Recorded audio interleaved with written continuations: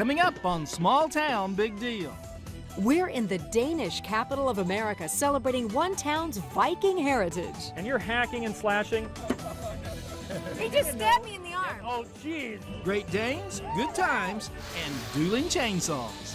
And then up close and a little personal with alpacas.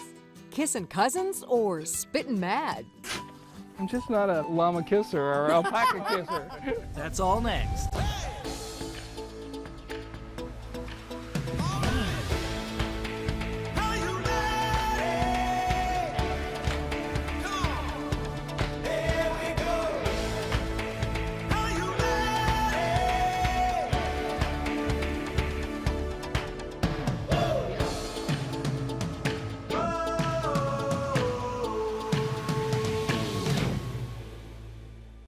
Welcome to Small Town Big Deal. I'm Rodney Miller. And I'm Jann Carl. Now, normally we don't get to travel internationally.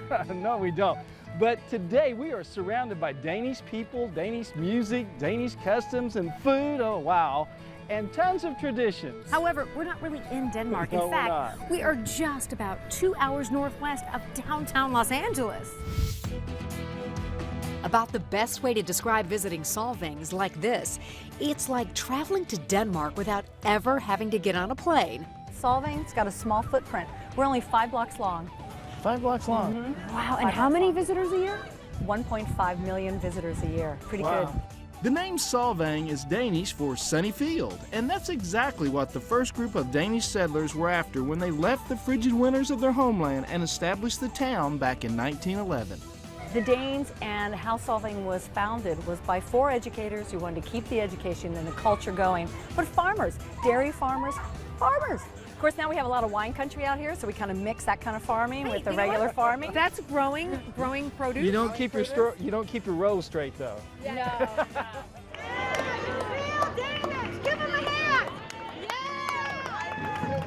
For nearly 80 years, this self-proclaimed Danish capital of America has celebrated its heritage with a 3-day festival called Danish Days. If there's one thing here that we absolutely cannot miss, what is it? Well, you have to have the Abelskiver breakfast. I was hoping that would be number 1 on your list. So what exactly is an Abelskiver? Well, think pancake ball, dusted with powdered sugar and served with raspberry preserves, and you've got the picture. So first step. Oil. Watch how it's done. How much? Oh, what a mess you made. Jan's had much more experience in the kitchen than I. This is so not true. Just poke it in the middle. In the middle. There we go. Like that? Yeah, like that. I'll do Woo! the same with that one. It also helps if you're an Abelskiver whisperer. Rodney, take a needle. You're doing good. Oh, man. Hey, some of them are actually round. You're doing a good job. You got a little Dane in your history. Man, I'm like really concentrating here. I know. It's kind of like making baseballs. Yeah. How we doing? Do we get a grade? They're all round. It's all good. That's the main thing. Oh! Now I'm official. Yeah. Woo!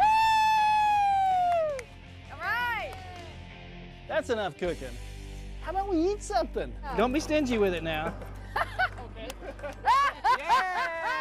Excellent. Fried and lots of sugar. I mean, this is as good as it gets. Cheers. That's really good. Just kind of crispy on the outside, soft on the inside.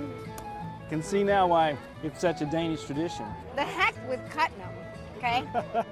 You didn't want any of this one, did you? I guess not. So how does one burn off all those calories? Well, of course, a little Danish folk dancing.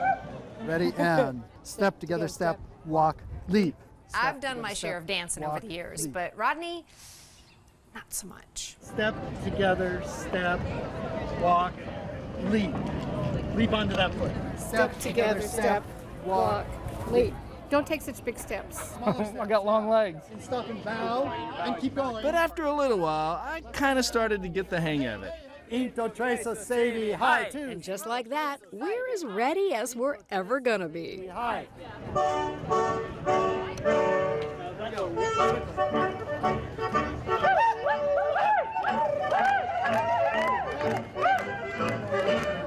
Into trace of Sadie, high.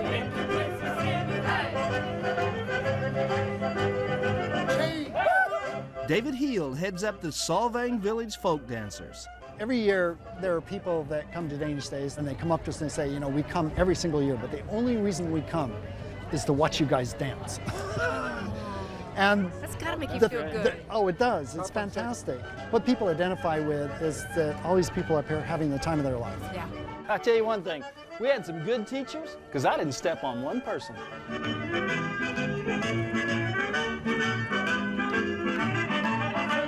So David, I know you were looking for new dances. You might want to check out what I did. It was a little bit different what you guys were doing. Yeah, right. But not intentional. Nobody else could figure it out, I noticed. So, And I couldn't do it again, believe me. oh, well, that...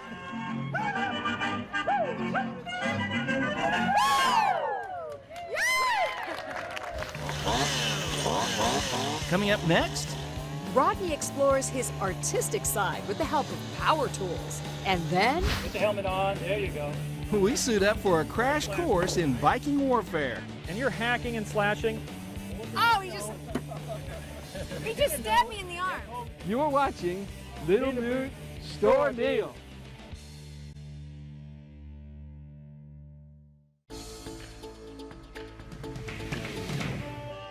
Welcome back to Small Town Big Deal. This week from Solvang, California, and the 79th annual Danish Days. Jan, what do you think?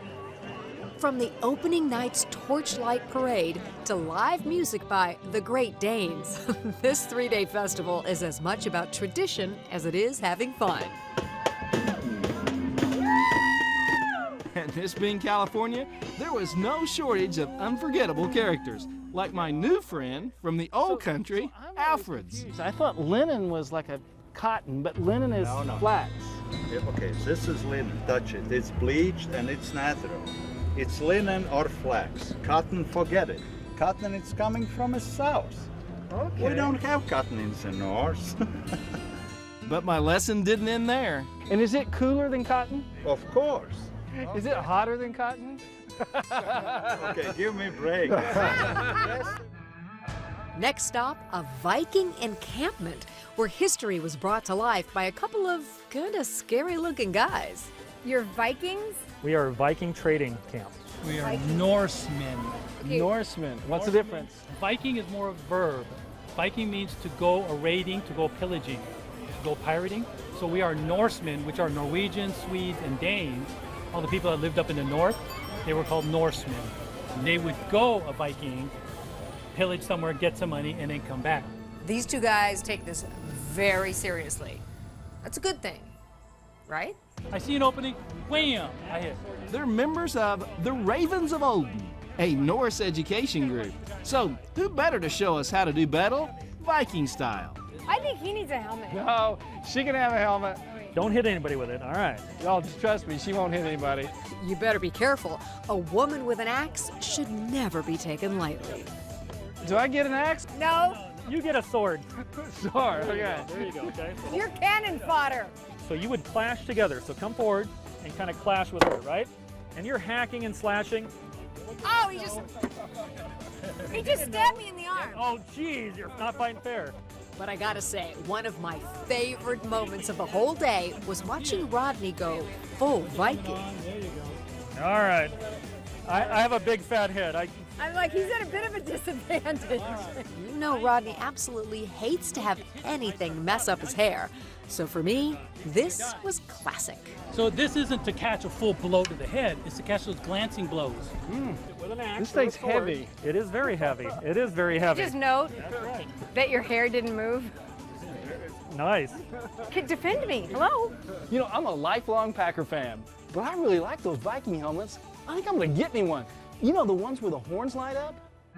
If swords and axes were the tools of the trade for Vikings 1,000 years ago, their descendants have come a long way in their quest for power. Power tools, that is.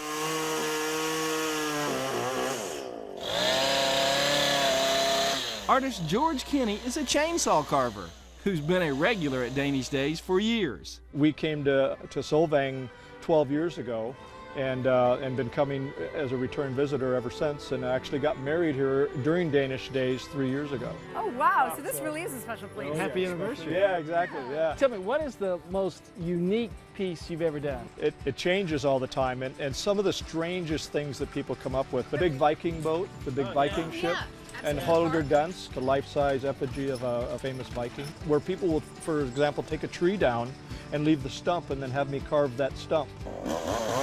George travels all over the country creating his chainsaw masterpieces, and he even teaches classes on this rustic art form. So, can you teach me? Yes, I certainly can. Yep. You're going to give him a chainsaw. I am. Here, I'm going to go. I'm going to go shop. Give us a half hour, we'll make you a bear. Okay, I'll see what you can do in 30 minutes. All right. So, we set about to make one of George's easier projects, a bear. So all 4 of these you're going to cut off at what I call an away angle. And so I'll do it, you do it. Oh, we're going to see who's the best? No. I thought you were going shopping. You know, I've used a lot of chainsaws in my life, but never like this. So step by step, in only a few moments we'll have a bear here.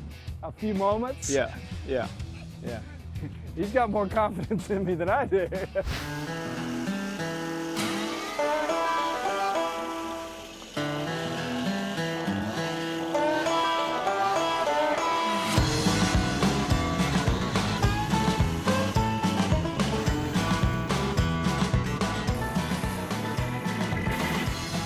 George put on the finishing touches, and lo and behold, Congratulations, bear number 1. Hey! Yeah. Good teacher, man. Yeah. Great teacher.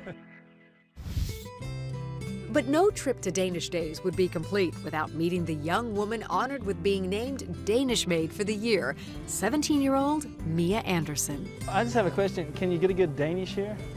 Can I what?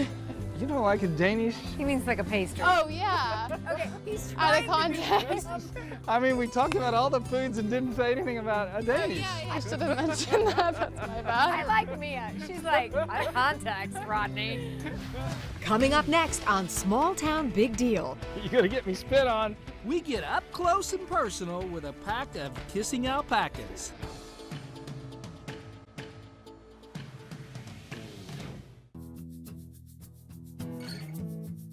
Welcome back to Small Town Big Deal. We've moved down the road from Solvang about 15 miles to Lompoc, where we came face to face with some of the strangest looking animals you're ever gonna meet.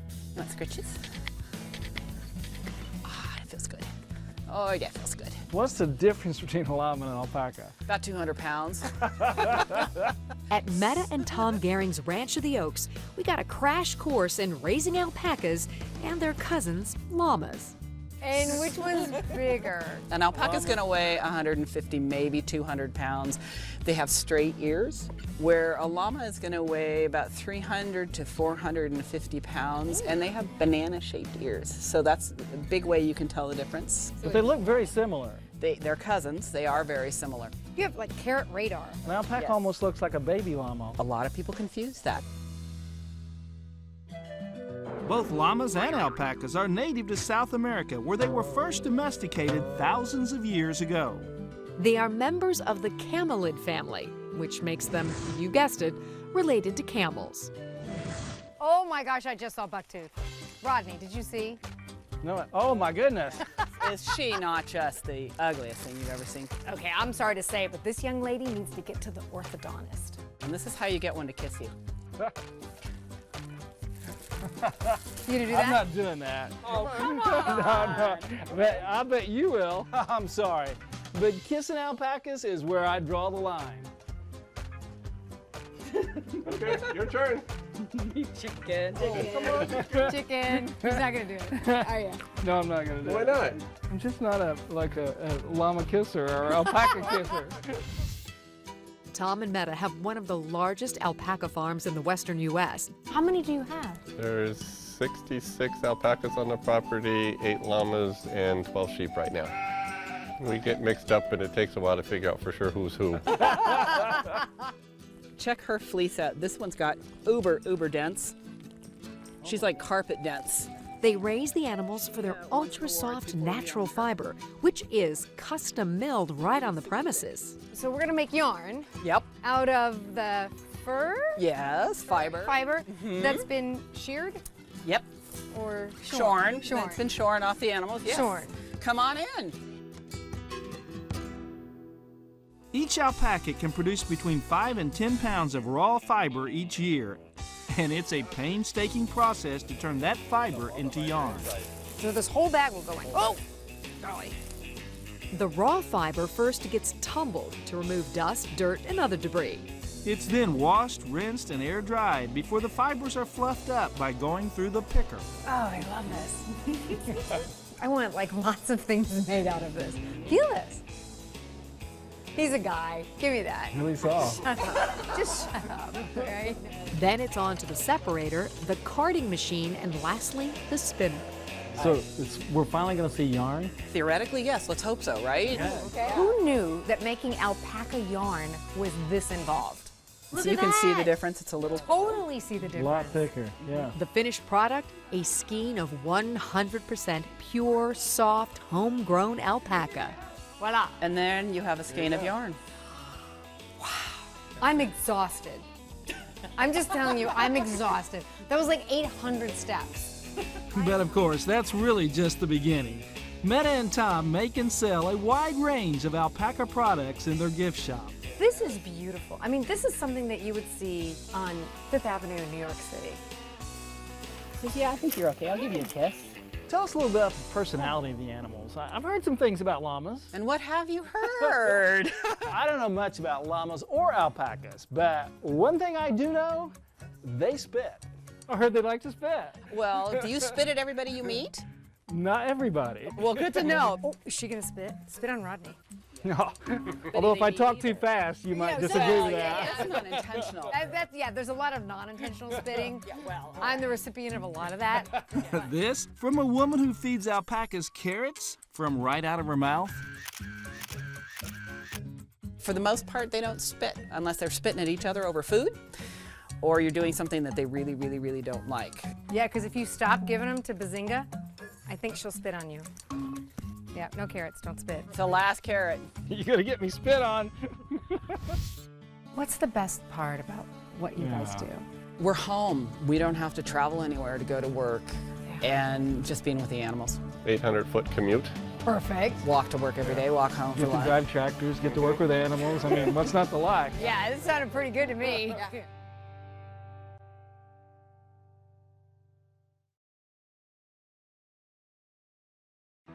Welcome back to Small Town Big Deal. You know, there were a lot of firsts for me on the show, and visiting an alpaca farm was one of them. Yeah, it was a first for me too, but you know, I still can't believe you let that alpaca eat that carrot out of your mouth. I think I got sort of just caught up in the moment. Oh, you think so? Yeah, I think so. And what about Danish days? What's your favorite part? Making and then eating the able skeevers. I think I got it right. Yeah, anything with raspberry. But watching you create chainsaw art, that was awesome. That was a lot of fun, and I was a little better than I thought it would be. You were really good. He was a good teacher. That's right. You know, I think the coolest thing about doing Small Town Big Deal is getting to go to all these great small towns and highlighting the festivals and events there. So we hope everybody else will do the same where you live or visit the ones we've been to. Yeah, that's right. And you never know, you might get to wear a Viking helmet. That was pretty funny. And I thought your head was big. I hope you've enjoyed this episode of Small Town Big Deal. We also hope you will like us on our Facebook page. I'm Rodney Miller. And I'm Jan Carl. Join us again next week when once again we celebrate the great stories from across America. Step together, step, walk, lead. Back out. And then back, step together, step. Hey, get this man a union card. Come on. Don't spit on me. I don't have any more. Hi. Hi. Oh, no. That one I'm not doing the kiss with. I don't mean to offend. Chew with your mouth closed. In your case, you might want to keep your mouth closed quite a bit. Oh, Jen, you've got to feel this. This is so soft. Feel it. Thinks he's funny.